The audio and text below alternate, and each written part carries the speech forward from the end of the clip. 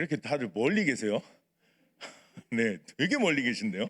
예, 멀리 계셔갖고 그냥 네, 오랫동안 설교를 해도요 이 자리에 서면 그냥 심장이 벌렁벌렁합니다. 예, 거기다 저는 지금 또 이 자리가 처음이잖아요. 예, 죽겠습니다 지금. 예, 지금 막 두근거리는 거 이거 지금 어떻게 하지를 못해갖고요. 예, 그래서 지금 엄청 떨리지만 오늘도 하나님께서 우리에게 주시는 은혜가 있을 줄 믿습니다. 지난주에도 우리 조광호 목사님이 이야기해 주셨지만, 예, 이렇게 함께 말씀 읽고 함께 아멘하고 우리가 함께 그 은혜들을 하나님 앞에서 반응하는 시간이 되기를 주님의 이름으로 축복합니다. 이렇게 오늘 말씀을 좀 시작해 보려고 합니다. 여러분 이렇게 버티다가 포기해 보신 적이 있으세요? 그 얼마 전에 그 눈이 많이 와서 교통사고가 난 한 버스가 이제 그 다리 난관에 걸려서 그 운전자가 밖으로 튕겨져 나가는데 11m 정도의 높이에서 떨어지지 않으려고 45분을 버텼던 뉴스가 났어요. 혹시 보셨나요? 그래서 한 손으로 그 끈을 붙잡고 손이 피로 쩔쩔 흐르고 있었대요. 그거 보면서 든 생각은 난 못 버틴다. 예, 난 못 버틴다. 보시면 알잖아요. 이 몸무게를 어떻게 네, 안 돼요. 예. 이 몸만큼 근육이 좀 있으면 괜찮은데 네, 안 됩니다, 저는. 근데 그분도 비슷했을 것 같은데 뉴스를 보니까 그런 얘기가 있더라고요. 그분이 그걸 버틸 수 있었던 게 버스에 손주 사진이 있었대요. 예. 감사합니다. 이런 리액션 너무 좋아요. 예. 손주를 보면서 그 11m에서 아니 뭐 힘들다니까요. 45분을 피가 철철 흐르는데도 버티셨대요. 그래서 소방관이 올 때까지 버텨서 구조가 된 이야기가 있습니다. 예, 굉장하죠. 예, 대단한 겁니다. 우리는 살다 보면 이렇게 포기하고 싶은 순간들이 와요. 근데 이 포기하는 이 순간을 맞이했을 때 우리가 어떻게 반응하느냐, 이런 일들이 우리 주변에선 굉장히 많은데 제가 사진을 하나를 좀 보여드릴게요. 두 개를 같이 제가 좀 놔뒀는데요. 이 두 사진이 어떤 사진인지 아시겠어요? 네, 하나는 왼편에 있는 건 네, 축구하는 사진이고요. 오른편은요? 야구야, 대단하십니다. 야, 네, 근데 그냥 야구하고 축구하고 있는 사진이 아니라요. 왼쪽에 있는 축구는 우리가 흔히 도쿄 대첩이라고 부릅니다. 98년 프랑스 월드컵을 앞두고 아시아 예선전을 할 때 일본하고 우리나라가 도쿄 국립경기장에서 축구를 했던 그 축구 장면 중에 한 장면이에요. 저 장면은 잘 아시는 분들은 아실 수도 있는데 일본한테 1대0으로 지고 있었거든요. 그런데 후반에 들어서 후반 20분이 넘어가면서 서정원 선수가 헤딩으로 동점골을 넣었는데 조금 있다가 이 사진의 주인공인 이민성 선수가 왼발로 중거리 슛으로 역전골을 넣어버린 거예요. 이때 제가 기억하는 거, 저는 축구를 안 보고 있었는데요. 아파트 단지에서 진짜 유리창 깨지는 줄 알았습니다. 예. 경기가 패색이 지쳤다고 생각할 법한데 선수들이 끝까지 포기하지 않았고 그래서 역전한 거죠. 또 하나 오른쪽 사진은 프리미어십이라는 야구 세계 대회에서 우리나라가 일본하고, 이것도 일본일까요? 예, 일본하고 붙은 경기인데 9회까지 3대0으로 지고 있었습니다. 예, 8회 말, 예, 정확하게 하면 8회 말까지 3대0으로 지고 있었고 우리나라가 9회 초 공격에 들어갔어요. 그런데 이 당시 투수가 아마 한 번쯤 들어보셨을 만한 선수인데 오타니라고, 일본에선 지금도 메이저리그에서 엄청난 선수예요. 우리나라 타자들이 공을 못 칩니다. 예, 치지를 못했어요. 그러니까 3대0이죠. 그런데 이 9회에 들어가서 투수가 교체가 됐습니다. 그래도 선수들이 감이 떨어질 법한데요. 이 3대0이요. 9회 초에 우리나라 공격 순서에서 4대3으로 역전이 됩니다. 예, 굉장한 일이었죠. 이때 경기를 이길 거다라고 생각했던 사람이 아마 없었을 거예요. 시청자들은 특히나 더 그랬을 겁니다. 그런데 이때 이 9회 초에 이대호 선수가 역전 2루 적시타를 치는 장면이 바로 이 사진입니다. 예, 좌중간을 뚫는 안타를 치면서 이 주상에 있던 이 주자들을 불러들여서 역전이 되는 상황이 만들어지던 장면의 사진이 바로 이 사진입니다. 그러니까 누구라도 포기할 만한 상황이고 순간인데 끝나지 않았었던 거죠. 예. 이제 끝났다. 어쩔 수 없다. 이래도 되는데 안 끝났어요. 끝나지 않았고 이겼습니다. 그래서 이젠 끝이다 싶었던, 졌다 싶었던 그때 전혀 다른 결과로 이어졌던 사건이었습니다.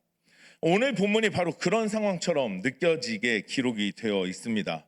오늘 본문을 그냥 쭉 읽으시다 보면 아무 생각 없이 읽힐 수도 있는데요. 저는 오늘 본문이 절대로 그렇게 아주 아름답게 시작되지 않는다라고 생각을 합니다. 왜냐하면 오늘 1절을 보니까 이렇게 기록을 해요. 빨간색에 이렇게 되어 있는데 여호와의 종 모세가 어떻게 해요? 죽은 후에. 오늘 여호수아의 말씀의 시작이요. 여호와의 종 누가 죽어요? 모세가 죽은 후라고 기록하고 있습니다. 모세 죽은 거 다 알고 있는 거잖아요. 예, 죽은 거 그렇게 대단한 건가? 라고 하실 수 있는데요. 여러분 생각해 보세요. 여러분 모세가 이스라엘 백성들에게 어떤 지도자였는지 한번 생각해 보시면 오늘 이 여호수아의 시작이 전혀 다르게 읽히실 겁니다. 신명기 마지막 장인 34장에는요. 이 모세에 대해서 이렇게 기록을 합니다. 34장 10절에서 12절 보면 먼저 10절을 보니까 이렇게 기록해요. 빨간색을 보시면 이스라엘에 모세와 같은 선지자가 일어나지 못하였나니 모세는 여호와께서 대면하여 아시던 자요. 하나님과 대면했던 사람이 없었어요. 그런데 오늘 모세는 여호와가 대면하여 알던 사람이다. 특히 앞에서는요, 모세와 같은 선지자가 일어나지 못했다. 모세 같은 사람이 있었어요, 없었어요? 없었어요. 네, 11절도 보니까 이렇게 기록을 합니다. 모든 이적과 기사와 12절 모든 큰 권능과 위엄을 행하게 하심에, 우리 뒤에 빨간색은 같이 한번요, 시작. 이스라엘의 목전에서 그것을 행한 자이더라. 아멘. 모세 같은 선지자가 없었고요.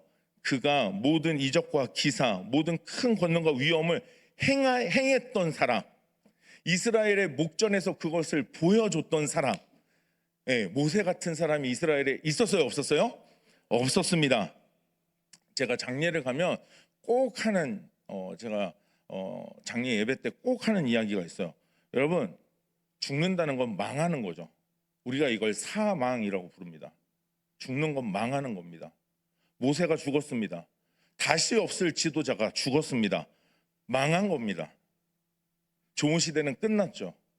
이스라엘을 잘 인도하던 지도자가 죽었으니 이스라엘 백성들은 불안하지 않았을까요? 망했습니다. 더군다나 하나님은 오늘 본문에 이것을 한 번 더 강조하십니다. 굳이 강조를 하실까? 오늘 본문 2절을 보니까 우리 앞에도 이렇게 기록합니다. 빨간색만요. 시작. 내 종 모세가 죽었으니. 네, 그 뒤에 이어지는 말씀은 다시 한번 나누겠지만 오늘 시작이 이거예요. 여호수아에게 하나님 말씀하시는데 그 시작이 뭐냐면 내 종, 나의 종이 누가 죽었어요? 모세가 죽었으니. 그러니까 굳이 모세 죽은 거 한 번 더 강조하세요. 다 아는데 모세가 죽었다. 여러분, 하지만 여기서 우리가 눈여겨보아야 할 게 있습니다. 여호수아서 이 첫 시작이요, 바로 하나님이 여호수아와 이스라엘 백성에게 하시는 말씀으로 시작된다는 거죠. 모세가 죽은 거 굉장히 이제 큰일 났다 싶은 일일 수 있는데 오늘 하나님께서는 하나님이 여호수아와 이스라엘 백성들에게 말씀하시면서 하나님의 일들을 계속해서 보여주신다라는 겁니다. 모든 것이 이제 끝난 것처럼 느껴지는 순간일 수 있고요. 이제 무슨 의미가 있는가, 다시 애굽으로 돌아가야 되는 거 아닌가 생각할 수 있어요. 약속의 땅이고 나발이고 모세가 죽었는데 이제 약속의 땅에 가면 뭐하냐 할 수 있는데 이스라엘 백성들에게 하나님은 지금도 하나님의 언약이, 하나님의 계획과 하나님의 뜻이 계속된다는 걸 말씀하신다는 거죠. 다 읽지 않았지만 우리 이번엔 이어서 우리 2절 말씀 뒷부분을 한번 읽어보도록 하겠습니다. 우리 빨간색만요. 시작. 너는 이 모든 백성과 더불어 일어나 내가 그들 곧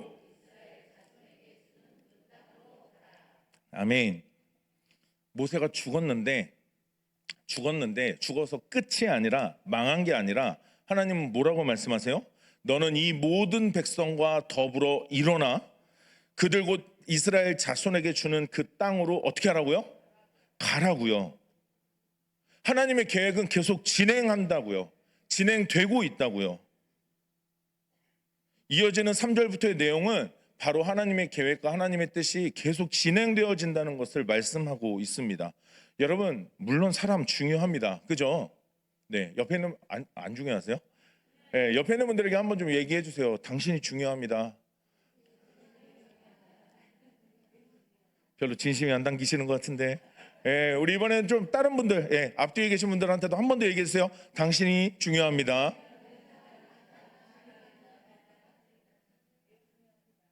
네, 맞죠? 네, 우리 천산종합교회 성도님들 한 사람 한 사람 아주 중요한 분들인 줄 믿습니다. 네, 아유 감사합니다. 예, 네. 자, 왜냐하면 그 한 사람을 통해 하나님이 일하시고 역사하시기 때문에 그래요. 그래서 사람이 물론 중요합니다. 하지만 그 사람이 없다고 해서, 그 사람이 빠진다고 해서 문제가 생기냐? 아니라는 거죠. 모세가 죽어서 끝이 아니었다는 겁니다. 하나님이요, 모세가 죽으면 아무것도 못하게 될 거라는 초조함을 가지셨을까요? 아, 얘는 정말 대단한 앤데, 와, 얘는 내가 이렇게 말하면 얘는 이렇게 딱 해냈던 앤데, 그래서 얘가 이제 죽을 날이 얼마 안 남은 거 하나님은 아시잖아요. 그럼 초조해하셨을까라는 거죠. 그렇지 않다라는 겁니다. 오늘 하나님은 또 다른 지도자인 여호수아를 세워서 그 뜻을 계속해서 성취해 나가신다라는 겁니다. 오늘 모세가 죽었으니로 끝나지 않으시고 하나님은 너는 이 모든 백성과 더불어 일어나 이스라엘 자손에게 주는 그 땅으로 가라라고 말씀하십니다. 끝이 아니다. 여기서 멈추지 말고 가라 말씀하십니다. 여러분, 그러니 우리에게 중요한 건 순종입니다. 우리가 느끼고 판단되는 것과 상관없이 계속되어지는 하나님의 뜻과 계획, 그것의 성취를 말씀하시며 우리에게 순종하라 말씀하시는 거죠. 하나님은 그래서 우리에게 순종하고 따를 걸 말씀하세요. 오늘 읽었던 본문 7절과 8절에 보면 그래서 여호수아와 이스라엘 백성들에게 이렇게 말씀하시는 겁니다. 우리 7절을 한번 같이 읽어보겠습니다. 시작. 오직 강하고 극히 담대하여 나의 종 모세가 내게 명령한 그 율법을 다 지켜 행하고 우로나 좌로나 치우치지 말라. 그리하면 어디로 가든지 형통하리. 8절. 이 율법책을 내 입에서 떠나지 말게 하며 주야로 그것을 묵상하여 그 안에 기록된 대로 다 지켜 행하라. 그리하면 내 길이 평탄하게 될 것이며 내가 형통하리라. 아멘. 끝이 아니라고 말씀하십니다. 예, 끝난 게 아니고요, 망한 게 아니라고 말씀하십니다. 야, 이제 여기서 이제 난 더 못할 것 같은데 아니라고 말씀하세요. 하나님은 계속해서 앞으로 나가라고 합니다. 내 말을 의지해서 좌로 우로 치우치지 말고 똑바로 가라 말씀하십니다.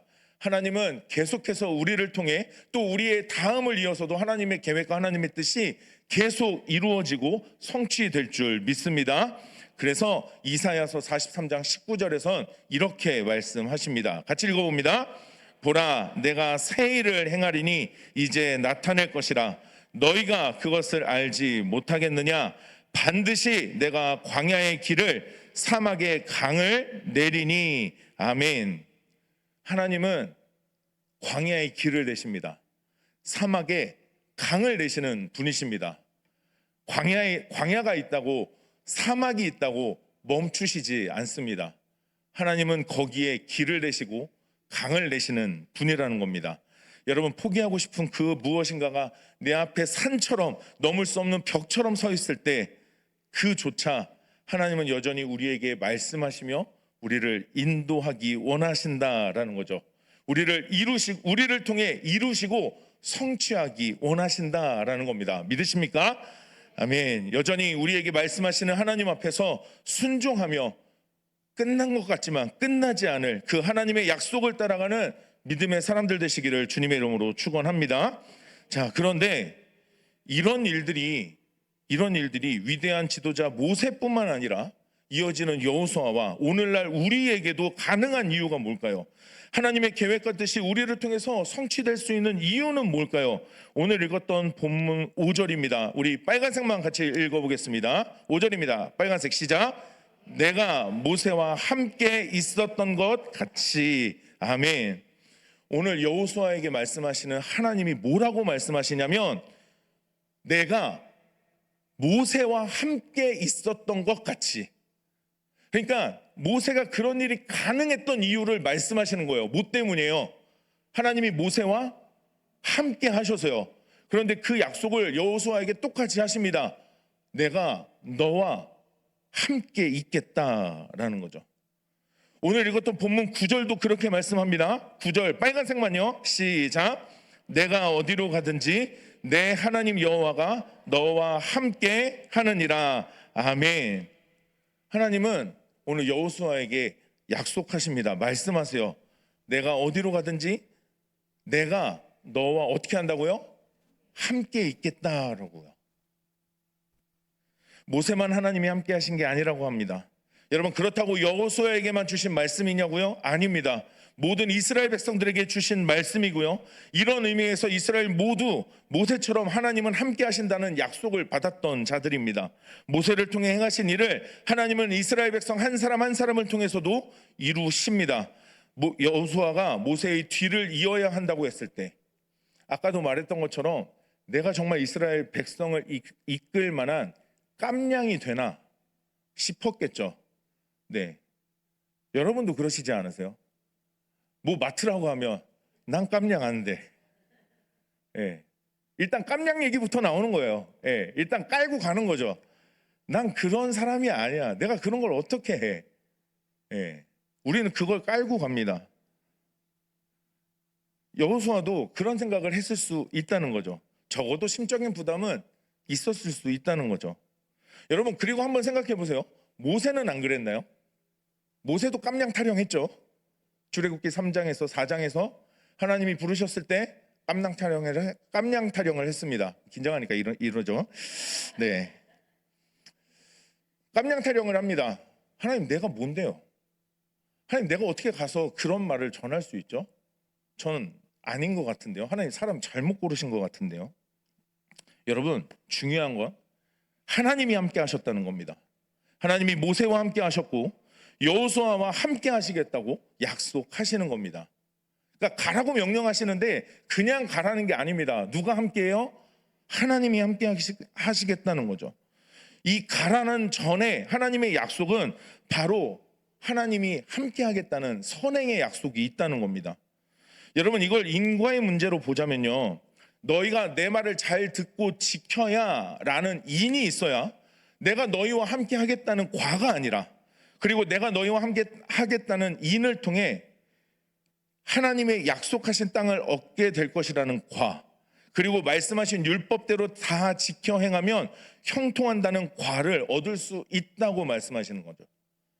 그러니까 뭔가 지켜지고 뭔가 이루어져야 하나님이 내가 너랑 같이 해서 그거 얻게 해줄게, 이게 아니라 하나님은 내가 너와 함께 할 거야 라는 인을 통해 그 땅을 취하고 그곳에 하나님의 나라를 이루게 할 것이다 라는 뜻을 보여주시는 겁니다. 하나님이 그러니까 우리와 함께 하시는 거죠. 우리의 깜냥의 문제가 아니라 하나님이 우리와 함께 하시냐의 문제라는 겁니다. 하나님이 우리와 함께 하십니다. 여러분, 믿으십니까? 여러분, 이 사실을 꼭 기억하시길 축복합니다. 여러분, 그래서 앞서 말씀드린 것처럼 모세가 죽고 난 다음 모든 게 막막했을 수 있을 여호수아와 이스라엘 백성들에게 하나님은 모세와 함께 했던 것처럼 그대로 똑같이 나는 너희와 함께 하겠다라고 약속하십니다. 이 말씀이 오늘 우리를 향한 하나님의 말씀이요, 하나님의 뜻이라는 것을 다시 한번 믿으시길 주의 이름으로 축원합니다. 여러분, 우리의 이야기, 여러분, 그러니 하나님이 여호수아에게 그리고 오늘 우리들에게 이렇게 말씀하십니다. 오늘 본문 5절을 한 번 더 읽어볼 텐데요, 우리 빨간색만 같이 읽어봅니다. 시작. 내 평생에 너를 등이 대적할 자가 없으리니. 아멘. 여러분, 잘 생각하세요. 여러분, 내가 능력이 있어서 날 대적할 자가 없는 게 아니라 하나님이 우리와 함께 하시기에 우리를 대적할 자가 없는 줄 믿습니다. 그러니 담대히 나가라고 말씀하시는 거죠. 오늘 보면 6절에서도 이렇게 말씀합니다. 6절 빨간색 시작. 강하고 담대하라. 할렐루야. 또 9절에서도 이렇게 말씀하십니다. 빨간색만 시작. 내가 내게 명령한 것이 아니냐. 강하고 담대하라. 두려워하지 말며 놀라지 말라. 아멘. 여러분 믿으십니까? 강하고 담대해야 되는데요, 이게 잘 안 되죠.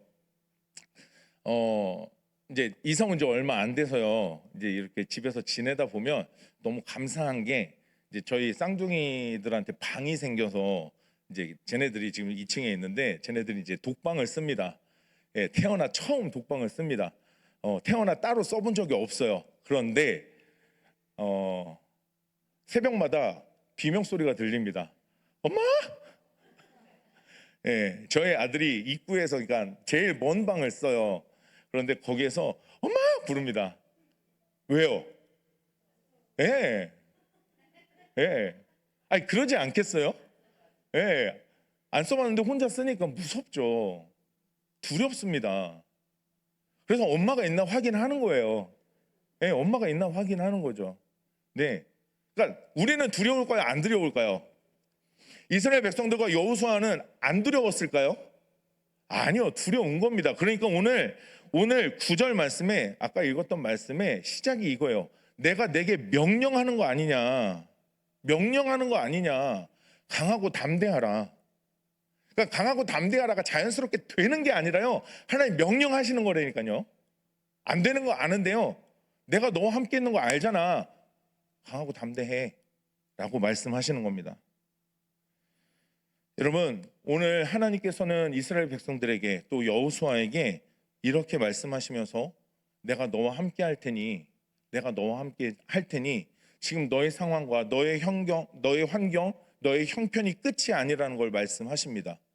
위대한 지도자가 죽어서 모든 것이 무너질 것 같은 그 순간이 끝이 아니라 내 역사는 강하고 두려워하지 않으며 나를 믿는, 나를 신뢰하는 너희들을 통해서 계속해서 나의 이야기가 진행될 것이다 라고 말씀하시는 거죠. 그러니까 여호수아서의 이 1장 시작이 굉장히 저는 의미가 있다고 생각이 되어집니다. 막 대단한 일들을 하나님이 말씀하시는 게 아니라 내가 너희와 함께 할 거야. 내가 너희와 함께 할 거야. 이 약속을 이스라엘 백성들에게 말씀하시는 겁니다. 여러분, 마태복음에도 보면요, 풍랑이 일 때 예수님이 함께 하시는데도 두려워했던 제자들의 이야기가 나오죠. 25절에 주여 우리를 구원하소서 우리가 죽겠나이다 라고 이야기를 해요. 예수님이 함께 하시는데도. 26절에 예수님께서 이렇게 말씀하시죠. 우리 같이 읽어볼까요? 예수께서 이르시되 어찌하여 무서워하느냐 믿음이 작은 자들아 하시고 곧 일어나사 바람과 바다를 꾸짖으시니 아주 잔잔하게 되거늘. 아멘. 함께 하셨어요. 함께 하셨어요. 그런데도 두려워했던 제자들에게 어찌하여 두려워하느냐 믿음이 적은 자들아 말씀하십니다. 여러분, 어쩌면 우리도 그 제자들과 같은 모습일지도 모르겠습니다. 네, 1대0으로 쥐고 있어서 이젠 패색이 짙었다, 이제는 어떻게 못하겠다 싶은 순간들이 있죠. 11m 상공에서 그 끈을 붙잡고 있는데 손에 힘은 빠져가는데 와, 이거 못 버티겠다 싶은 순간이 우리에게 분명 있을 수 있죠.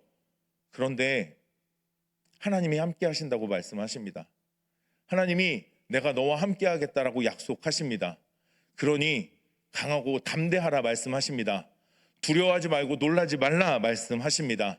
오늘 이렇게 우리에게 말씀하시는 우리 하나님의 약속, 특별히 내가 너와 함께 함이라, 이 약속의 말씀을 붙드시기를 주님의 이름으로 축복합니다. 여러분, 지난 2024년의 시간들이 하나님이 우리와 함께 하셨기 때문에 우리가 오늘 이 12월 4일까지 걸어온 거 아니겠습니까? 하나님의 붙들어 주심 없이 우리가 여기까지 올 수 있었을까요?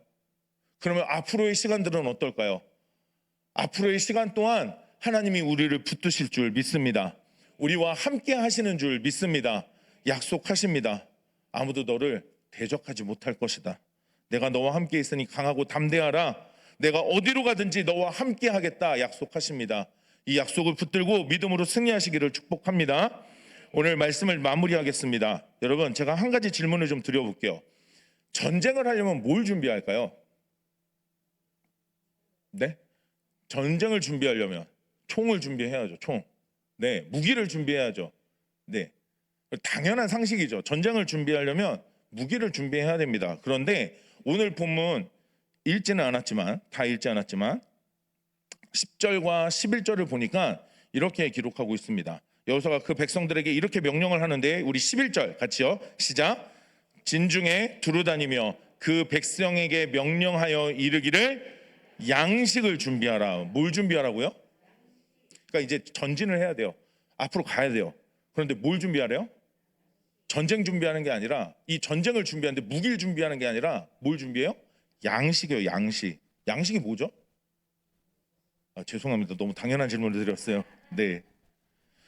여러분, 이미 하나님은요, 여호수아와 이스라엘 백성들에게 너희가 준비해야 하는 건 군사적인 준비가 아니라 말씀과 율법을 지켜야 하는 것이라고 말씀하시면서, 오늘 여호수아가 내리는, 백성들에게 내리는 이 지침 또한 군사 전략이나 장비가 아니라 진을 치고 여정을 위한 뭘 준비해요? 양식을요. 식량을요. 하나님이 그 땅을 이미 그들의 손에 주신 것이기에, 그리고 주실 것이기 때문에 보급품만 싣기만 하면 되는, 다시 말하면 사실상 이미 성취된 사실에 불과하다는 것을 오늘 11절에서 선포하고 있는 겁니다. 양식을 준비하라는 이 말씀으로 이미 그 땅이요, 이미 우리의 것이다, 하나님이 우리에게 주신 것이다라는 것을 선포하는 겁니다. 여러분, 다시 한번, 끝이 아니라는 거, 기대하고 의지하고 있던 누군가가 나에게서 떠나서 사라져서, 또 어떤 상황이 이제 내게 끝나서 망해서 끝난 것 같고 더 좋은 게, 더 잘 될 게 남아 있을까 싶은 그 순간 하나님은 아니라고 말씀하십니다. 너를 통해, 우리를 통해 이루겠다 말씀하십니다. 하나님이 함께 하시겠다라고 약속하십니다. 이 하나님의 약속을 의지하고 붙드는 우리 사랑하는 성도님들 되시기를 주의 이름으로 축원합니다. 이 약속을 붙들고 남은 한 해 하나님께서 우리의 삶을 인도하셨던 그 믿음의 여정을 돌아보시고, 또 앞으로도 하나님이 우리의 삶을 어떻게 인도하실지 기대함으로 이 12월을 준비하시면서 내년 2025년이 이렇게 하나님이 함께 하시는 한 해가 될 수 있도록 준비하는 우리가 모두가 되기를 주님의 이름으로 축원합니다. 우리 시간 한번 오늘 말씀 붙들고 기도하면 좋겠습니다.